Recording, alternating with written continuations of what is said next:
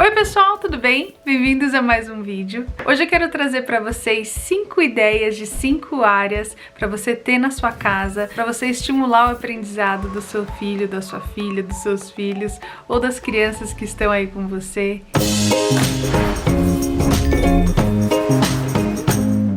Eu achei legal trazer esse vídeo, principalmente por esse momento que a gente está passando, né? Que todos estamos com as crianças em casa e às vezes a gente não sabe muito o que fazer.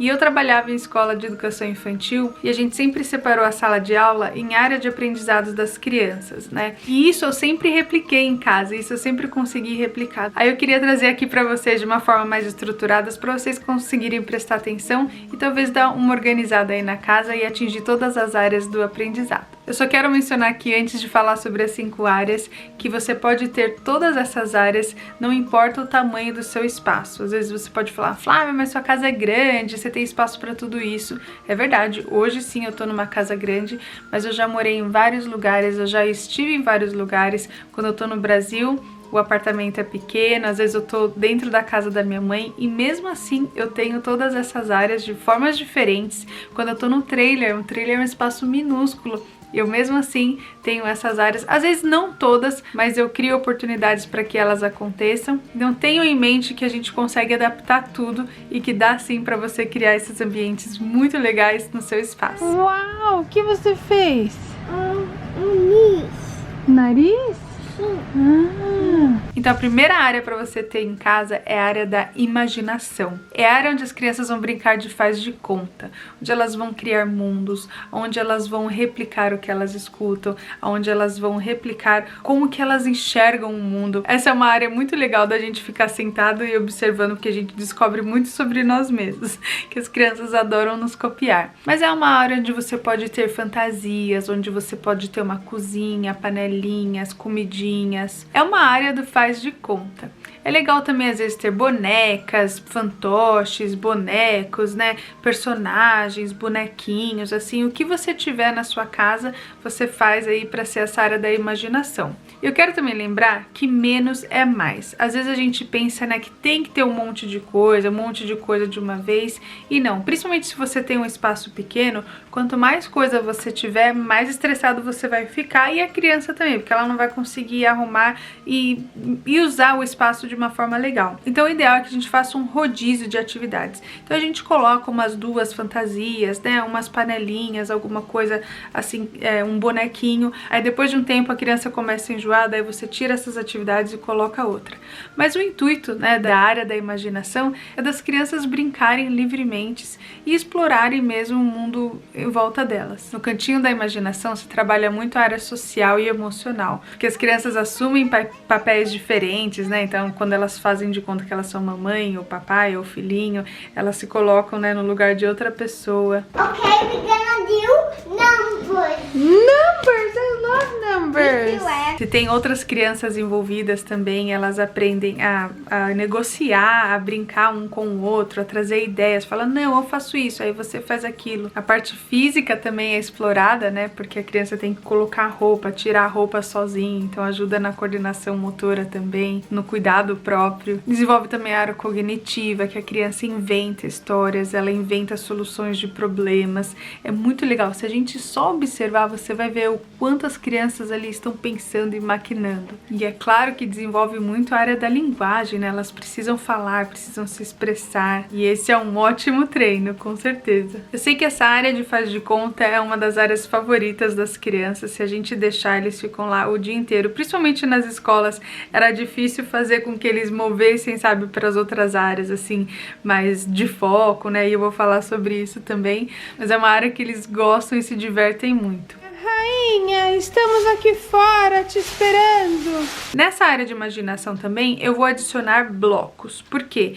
Os blocos, né, você mexer com blocos de madeira, ou legos, ou mega blocos, todas essas coisas de encaixar, de criar, de construir, também faz parte da imaginação. A área de blocos também é muito importante na parte cognitiva, na parte de criar, de ter estratégias, né, de como deixar em pé, ou de que estrutura você vai criar. Também é ótimo para a parte motora física, né, da criança equilibrar e criar as estruturas para que não caia. Brincar de blocos também é maravilhoso poderoso na área de matemática, né? Conceitos de formatos, de tamanhos, de números, de ordem. A parte do vocabulário também sempre é muito bem explorada, porque muitas vezes a hora que ela tá construindo, ela tá quieta, né? Mas depois ela já começa a interagir, a falar e a brincar com os bonequinhos, e a explicar o que tá acontecendo. Então a parte de linguagem é muito forte. E desenvolve também a parte social e emocional, de resolver problemas, de conversar, né? Se tem outras crianças envolvidas, eles pensam, como é que a gente vai construir isso? Como é que a gente vai fazer aquilo? Nossa, olha, se eu colocar um bloco assim, a torre cai. Se eu colocar o bloco assado, eu consigo fazer um cubo. Enfim, as formas de explorar são infinitas e é lindo de observar eles fazendo isso. Agora, a segunda área para você ter em casa é uma área muito importante, e eu sei que para algumas pessoas é de um desconforto, porque faz bagunça. A segunda área é a área da arte, da área da bagunça mesmo, para explorar com tintas, para explorar com massinhas, com argila, com coisas, materiais sensoriais mesmo, assim, com diferentes texturas, fazer experiências, que sejam experiências de ciências, né? Usar o bicarbonato de sódio com vinagre, fazer as bagunças e as melecas mesmo. Uau! Mas o cantinho da arte é muito importante para que as crianças se expressem, para que as crianças explorem, né, com a sua própria criatividade. A área da bagunça também pode envolver areia e água, que são materiais muito importantes nessa época, né, de educação infantil, da primeira infância, de brincar muito de areia e água. E é óbvio, gente, a gente não precisa ter tudo isso ao mesmo tempo. De novo, principalmente se você tem um ambiente menor, pequeno, traz uma atividade de cada vez. Tenha um cantinho.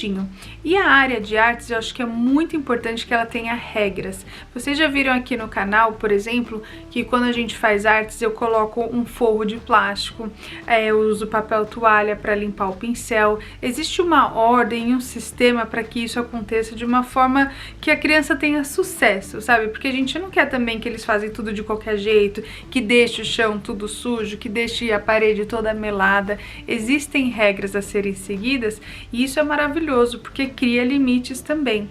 E a criança tem um super orgulho quando ela consegue fazer tudo, né, do jeito que deve ser, e principalmente quando ela consegue ver um resultado legal. Porque às vezes é tanta bagunça que aí faz a arte, você nem presta atenção na sua arte, no resultado. Mas quando você tem as coisas tudo no lugar, tudo em ordem, e aí a criança termina a arte, daí você coloca na parede, sabe? Coloca num display. Eu já fiz aqui no canal também quadrinhos assim, simples. Você pega cartolina e faz uma moldura para expor a arte da criança, sabe? É uma área muito importante que eu acho que vale a pena vocês investirem e ter na sua casa. Se você absolutamente não gosta de bagunça, não gosta de sujeira, ainda assim há uma luz no fim do túnel. Pensa que você pode usar ambientes de uma forma criativa. Por exemplo, dentro do banheiro, dentro do box, você pode pintar azulejo, deixar as crianças fazerem sujeira onde você consegue lavar. Eu tenho vídeo aqui no canal também onde a gente explora na sacada do prédio, lá onde eu tava no Brasil, com azulejo, vidro. Existem muitas opções que as crianças podem explorar, que não vai ser tão ruim assim pra quem não gosta muito de bagunça. A arte é muito importante porque é um lugar onde as crianças podem se expressar, eles expressam seus sentimentos, tanto os sentimentos de felicidade, de alegria, quanto de raiva, de tristeza. Quantas vezes a gente já não viu uma criança, né, fazer um desenho e explicar realmente o que estava sentindo, a gente descobrir coisas pelas artes das crianças. Então é um momento muito especial e é muito importante que esteja disponível para eles no dia a dia. Materiais legais para se ter nesse cantinho de arte, é óbvio, ter tintas, lápis de cor, canetinha, tesoura, vários tipos de papel com texturas diferentes, cores diferentes. E de novo, não precisa ter tudo isso ao mesmo tempo, porque senão também fica muita coisa. Mas separar uns materiais de cada vez, elásticos, arame, massinha, argila, fitas, barbantes, sucata, sabe? Para criar coisas de sucata, garrafinha, rolo de papel higiênico. E apesar de ser muito legal que a gente incentive, né, fazer projetos prontos, quando a gente mostra como que faz, sei lá, um elefante com um rolo de papel higiênico, por exemplo, é muito importante que a gente deixe esses materiais disponíveis para que eles criem a própria arte, assim, para que saia da cabeça deles. A terceira área que é muito importante de se ter em casa E calma, não fiquem desesperados, mas é uma área que as crianças precisam, é a área de movimento. Aí você vai falar, mas Flávia, eu moro num apartamento pequeno, eu tô ficando louca. Calma, a gente vai criar um espaço para isso. As crianças precisam se movimentar e ponto final, eles precisam, faz parte da necessidade fisiológica deles e eles aprendem se movimentando, eles precisam liberar essa energia. Quantas vezes você já não ouviu alguém falar, menino, para quieto, menino, senta na cadeira, menino, você não para comer, menino, você só fica levantando, você tem formiga na cadeira? E quantas vezes a gente já não ouviu as pessoas falarem isso? E por que será que a gente ouve tantas pessoas falando isso? É porque é natural da criança se movimentar, é natural que ela pule, que ela dance, que ela fique levantando da cadeira, porque criança na primeira infância não foi feita para ficar sentado na cadeira, principalmente por horas. Então é importante que a gente crie essa experiência na nossa casa e também que a gente dê limites e regras para que exista um lugar perfeito para que isso possa acontecer. Posso sentar? Pode. Uau!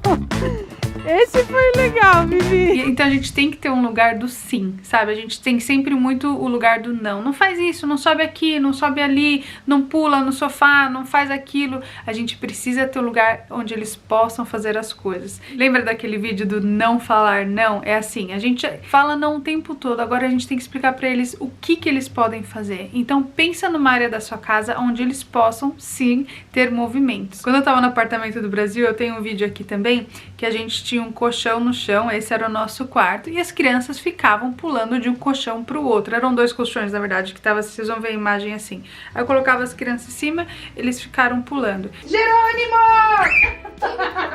Então, com um pouquinho de criatividade, a gente consegue sim criar esses momentos para as crianças. Se você tiver um sofá que as crianças possam pular, né, deixa eles pularem, colocar uma almofada no chão, pular de um lugar para o outro. Eu também tenho um vídeo aqui no canal muito legal que eu usei fita crepe mesmo para demarcar coisas no chão, assim, para as crianças usarem como obstáculo em casa. É óbvio que a gente não vai ficar colocando fita crepe todos os dias, né, para as crianças. Dá um trabalho um pouco maior, mas a gente tem que criar sim oportunidades para as crianças se movimentarem, que seja com música. Também é uma área junto, né, da área de movimento, é a área de música. Então a gente pode ligar uma música para fazer uma coreografia e deixar eles se expressarem livremente também. A música cria oportunidades, né, para o adulto e a criança interagir. A criança aprende sobre ritmo, a criança aprende sobre o próprio corpo, a hora que está se movimentando, né, os limites do corpo. Desenvolve também a criatividade, né, na hora de fazer os movimentos, eles criam movimentos,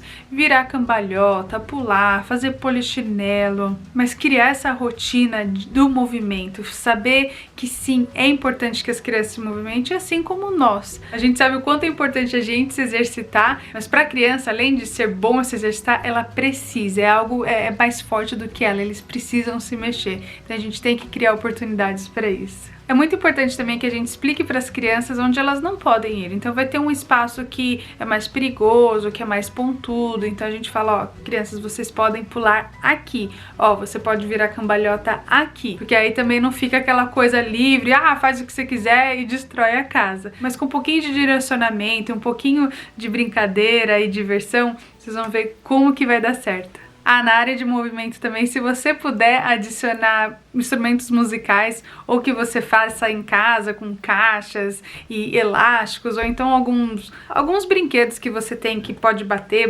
panela, né? Pegar um pandeiro, aqueles violãozinhos da loja de R$1,99, sabe? Também é super bem-vindo. Para as crianças que gostam de bola, de jogar, de fazer alguma coisa, a gente pode usar meias, fazer bolas de meias, porque aí é um pouco mais contido, né? O impacto. Aí pega um cesto de lixo, faz as crianças jogarem a bola num cesto de lixo. As possibilidades são infinitas. A quarta área que a gente tem que ter para as crianças é uma área muito, muito importante, que é a área do foco. É um lugar onde a criança vai poder focar numa atividade para ter começo, meio e fim. Esse, para mim, eu acho que é o maior desafio, principalmente quando a gente está em casa com mais pessoas, né? Vamos dizer que você está trabalhando de casa, que seu marido está trabalhando de casa, e cada um tem um computador, cada um tem, né, que fazer uma reunião. Eu sei que esse é um desafio muito grande de não ter interrupções, mas a gente tem que tentar com muito carinho encontrar esse cantinho do foco, onde a criança vai fazer um quebra-cabeça, uma atividade de matemática, escrita, às vezes leitura, usar materiais manipulativos, né, de coordenação motora fina, um lugar onde a criança possa sentar e realmente se concentrar na atividade. Hoje em dia tá muito difícil de se concentrar por causa da tecnologia, né, usar os tablets, celulares, televisão. A gente precisa desse lugar quieto, sabe, sem nada de fundo, sem nenhum barulho de fundo, para que a gente consiga mesmo entender, né, e prestar atenção na atividade que a gente está fazendo e absorver, assimilar todo esse conhecimento. Faça um X nos círculos. Cadê os círculos? Círculos vermelhos. O cantinho do foco também é onde a gente vai manter materiais que a gente tem que tomar mais cuidado. Por exemplo, algumas atividades com pecinhas pequenas que não pode se perder. De repente a criança tem um Lego mais complexo, né, com pecinhas assim. Então é ali onde ele vai construir a peça dele que não vai se perder. Ou então miçanga, sabe, para você criar um projeto. Todas essas peças pequenas que exigem um pouco mais de concentração, que exigem um pouco mais de cuidado, que não vai espalhar pela casa toda, é o cantinho do foco. Vale lembrar também que crianças pequenas não conseguem focar por muito tempo, então a gente não vai esperar que eles vão ficar ali talvez meia hora, 1 hora, 2 horas do dia, porque não vão. Mas sabe, incrementos assim de 15 minutos, de 20 minutos, sentar e completar uma atividade, ou mesmo que não complete, mas assim, que tenha algum progresso, que ele comece a fazer, que dê aquela satisfação, aquele orgulho, nossa, eu tô conseguindo fazer, mas aí dá um break, sabe, dá um intervalo, aí deixa ali no cantinho separado para poder voltar e fazer depois. Esses dias aconteceu uma coisa muito legal que eu fiquei tão feliz. Eu não sabia desse interesse do Henrique em quebra-cabeças, mas a gente fez um super quebra-cabeça no trailer e foi maravilhoso. Então a nossa área de foco, de atividade de foco, foi na mesa de jantar. Então a gente tem que adaptar os nossos ambientes, né, as nossas necessidades, mas sim, existe um lugar onde a criança possa sentar tranquilamente e fazer a atividade dela sem interrupções. Um item que pode ajudar no cantinho do foco é usar bandejas. Vocês veem aqui na minha casa, né, em vários cantinhos da minha casa as atividades são colocadas em bandejas, porque aí ela consegue tirar, colocar na mesa, fazer a atividade, colocar de volta na bandeja e colocar de volta. Ou numa caixa, ou num recipiente, onde fique mais controlada essas peças assim para não se perderem, né? Agora, a última área e não menos importante, na verdade, eu acho que essa área é uma das mais importantes, é a área da calma. É a área onde a criança tem um refúgio. Pode simplesmente ser a cama da criança, tá bom? Por exemplo, no trailer é a cama das crianças, eles têm o cantinho deles lá. Mas a gente precisa de um lugar onde a gente possa, sabe, reenergizar. Um lugar onde a gente possa fugir, um lugar onde a gente possa, às vezes, expressar as nossas emoções, assim, descarregar nossas emoções, né? Quando a gente estiver estressado, cansado, ou então até mesmo quiser relaxar. O cantinho da calma pode ser uma almofada num canto da casa, um canto do apartamento, pode ser um puff legal, né? Com umas almofadas, assim, uma mesa com uma florzinha no meio para fazer a mesa da paz, por exemplo, ou uma mesa com uma bandejinha de areia onde a criança pode passar o dedo, assim, sabe? Ou teve uma época que foi muito falado no pote da calma, né? Que é simplesmente um pote com líquido colorido dentro, você pode colocar glitter, lantejoulas e aí você vira e fica observando. O cantinho da calma, ele é meio que autoexplicativo, né? Mas é para você ficar tranquilo. É muito importante que as crianças também, principalmente as crianças mais novas, durmam, tirem sonecas, né? Então o cantinho da calma também a criança pode descansar, deitar. Quem é adepto a um quarto Montessori, por exemplo, né? Uma cama Montessori, eu sempre falo assim, cama Montessori, porque não existe isso.